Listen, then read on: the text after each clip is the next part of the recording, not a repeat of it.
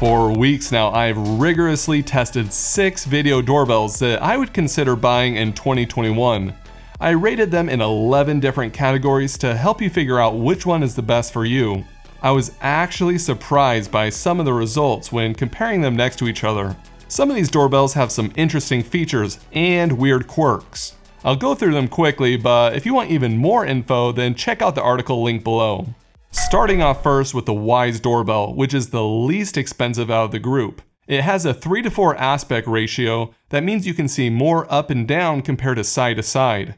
It's good for seeing packages on the ground, but makes the field of view side to side limited. Since the video aspect ratio is like this, it shows up sideways on the Echo Show, so be aware of that. It also has a light on the front that can help with the night vision. I would definitely keep the infrared turned on though if you want to see someone at a short distance. The two-way voice is clear but slightly quiet. You either die a hero or live long enough to see yourself become a villain. There are also some quick responses you can choose from which are handy. So far so great when it comes to the price, but when you look at notifications, it's a different story. Motion notifications take forever to show up. The person detection for Cam Plus is slowing it down, but at least it has an image preview.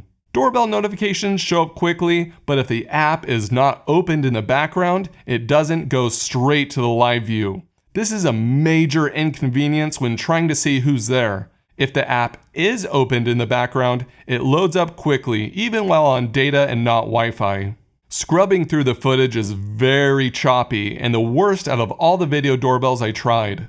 If you pay the monthly fee for Cam Plus, you get person detection, which did not get tricked by my fake bird test. You can also create a motion zone to avoid false notifications as well. There's a 14-day history of free cloud storage, but it's severely limited if you're not paying for Cam Plus. With this and their notification issues, it's difficult to recommend this doorbell.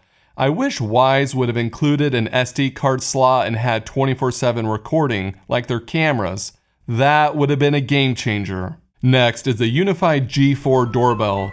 It's unique because it can record 24/7 to a hard drive in your house, so you don't miss anything. It's very reliable since you don't need the cloud and there are no monthly fees. But it comes at a cost since you need extra hardware like a Dream Machine Pro for it to work. The video quality was really good because it has HDR so you can still see what's on the street and in the shadows as well. Compare that with Wyze, which does not have HDR, and you can see the difference.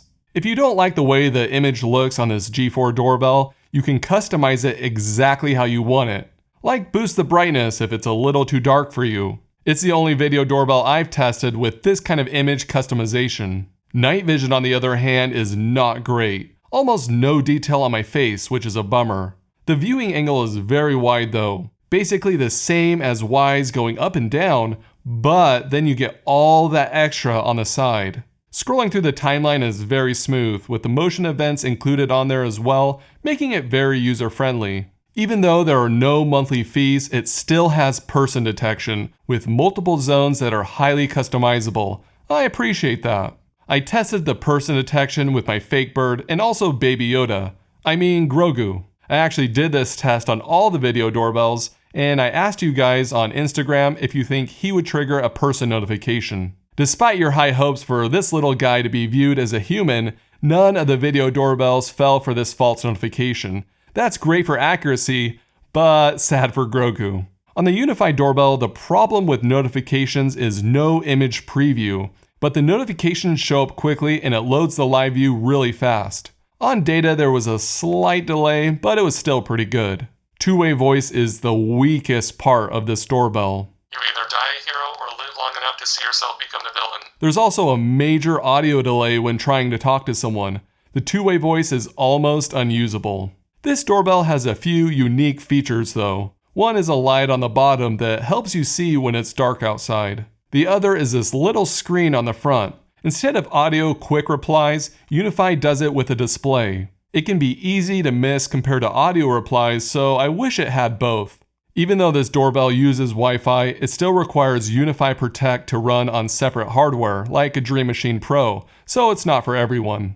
Ring Pro 2 is up next, and there have been some improvements over the last version. Any issues brought up with the first Ring Pro have been fixed in this one. First is HDR, which will help highlights and shadows be more visible during the day. I would say it looks slightly better than Unifi's HDR. The camera lens also has a much wider viewing angle for both the width and height. You can easily see packages on the ground and someone standing up close on the side. The problem is that when viewing it on an Echo Show, it's so small and zoomed out. It also claims to have color night vision. Yes, there's some color in the background, I guess, but it's a very clear image, so I'll give him that. Motion recording did a good job capturing me as I walked up to it since it has pre-roll. The two-way voice has been improved drastically. You either die a hero or live long enough to see yourself become the villain. It's loud, clear, and in my opinion, the best out of all these video doorbells, which is impressive because the Ring Pro 1 was the worst at two-way voice. They also have this thing called 3D motion detection. It's supposed to help it make it more accurate using a satellite image of your front yard. That way it knows if a person's in the street or your front porch. But my house was just built, so for the satellite image, it just showed up as a dirt field. So I don't know if it works or if it's a gimmick. There's still person detection with customizable zones. It seemed to work well to avoid false motion notifications. The notifications show up quickly and include an image preview now. The live feed loads up fast and there is only about a 1-second delay, which isn't bad. They have a feature called Smart Responses, but it's more frustrating than helpful. These responses will always play if the doorbell is pressed and not answered on your phone.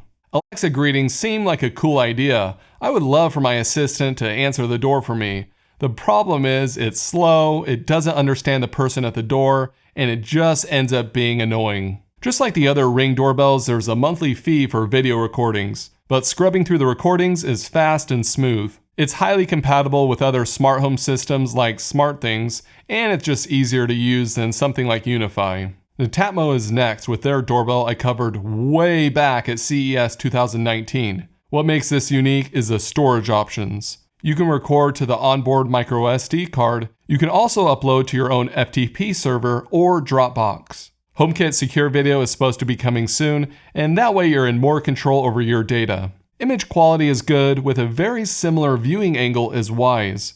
It's a little bit narrower than Wyze though. Night vision is okay and better than Unifi's doorbell, but not as good as Wyze with that extra light on theirs. Netatmo has person detection that works well and you can create multiple zones. When it comes to motion notifications, this doorbell was slow and inconsistent. You cannot adjust motion sensitivity, so some updates could help improve this. The doorbell press notification shows up quickly and the live view is fast at loading. Plus, this had almost no delay in video or audio with the live view. Definitely the fastest doorbell when it comes to latency on Wi-Fi. Two-way voice was loud and clear. You either die a hero or live long enough to see yourself become the villain. But there were a few other issues. On data, it was slightly slower than the others. The doorbell was also slow to start recording after it detected motion. Also, the doorbell does not make a noise when pressed, so it's difficult to know if it was actually pressed. This doorbell is ideally for those with HomeKit who want more control over their data.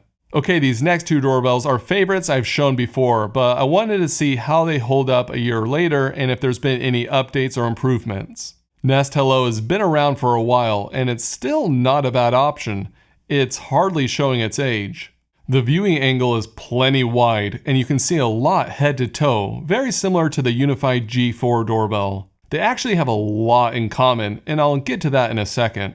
Nest Hello has HDR, which does a great job showing my face in the shadows, plus what's going on in front of the house. When comparing it with Unifi's HDR, they are very similar. I would give the edge to Nest though, not by much. Looking at it next to the Ring Pro 2, it's also a close call. This time I would say Ring's HDR is better than Nest's. When it comes to night vision, the Nest Hello is not that good. The Ring Pro 2 shows a lot more details in my face compared to Nest. Using the Nest app is very similar to Unifi's. You can quickly scrub through the 24/7 footage and find events. It's very smooth and easy to use. Notifications are great because not only do they show an image preview, but a few extra frames as well. The doorbell notification shows up quickly and pulls up the live view right away. There's very little latency.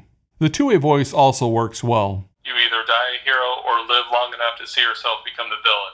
Person detection is really good since you can create multiple zones for people or packages. As for smart home compatibility, SmartThings and Nest announced they were going to work together, but trying to add the Nest doorbell to SmartThings did not work for me. Hopefully this works soon, but it still works really well with their Nest displays. They can announce who is at the door if it recognizes the face, which is pretty sweet. And I'll explain at the end if it's still worth getting the Nest Hello. Finally, there's the Eufy 2K battery doorbell. Last time I did this video, the Eufy doorbell was my favorite and what I continued to use until I moved. If you're not familiar with this doorbell, what makes it great is the high-end features like person and zone detection with no monthly fees. Plus the footage is written to the base station, so if your internet goes down, you won't miss any footage. It even has 2K video resolution, which looks good, but when you compare it to some of the others, I might prefer HDR over the higher resolution. Eufy has WDR, which, if turned on, will boost the brightness automatically to expose my face in the shadows, at the expense of the background being blown out. The field of view is also not great top to bottom. I misplaced the wedge add-on to angle it like I did the other doorbells, but you can see it cuts off much more of the top and bottom compared to the others. The motion zone is still limited to just one, with not a whole lot of flexibility to avoid a section. An update for 2021 is that you can trigger Amazon routines with either a doorbell press or motion. What's cool is that you can have the routine start playing the video feed on your Echo Show using a custom action command. So even though this doorbell doesn't technically have Amazon's live video, you can basically do the same thing. You can set it up so if someone walks up to your door or presses the doorbell, it can automatically show the live feed using this workaround. The two-way voice sounds good. You either die a hero or live long enough to see yourself become the villain. The notifications are highly customizable, show up quickly, and have an image preview. It's also the only one that allows for custom quick response voice recordings. As you can see, there isn't a perfect video doorbell, but here's what I think is the best. On a budget, I think paying extra for Eufy is better than going with Wyze. Notifications will be faster, you'll never have to worry about monthly fees increasing over time, and if your internet is down, you won't miss any recordings. If you have a little bit of a bigger budget and you're serious about security, privacy, and reliability, then the Unifi G4 doorbell would be my choice. That's personally what I'll continue using because I bought their cameras and networking equipment, so it all works well together. If Unifi is out of the question and you want something better than Eufy, then I would go with the Ring Pro 2 over the Nest Hello. The image quality is slightly better, especially at night. The viewing angle is larger and the monthly fee for Ring is half the cost if you are just getting it for the doorbell. Unless you need 24/7 recording or are deep in the Google ecosystem, then Nest Hello would be a better choice. There are rumors that the Nest Hello will be updated soon, so just keep that in mind. To me, Ring has the upper hand when it comes to automations and smart home compatibility right now. Hopefully this video has been helpful, and if it has, please consider subscribing for more smart home videos. Also, don't forget to check out that article for more details. Mom, who keeps ringing the doorbell? Oh, it's Dad. Look. Dad's so childish. Hey, that's not me. Wait, who is it then? I'm Yoda.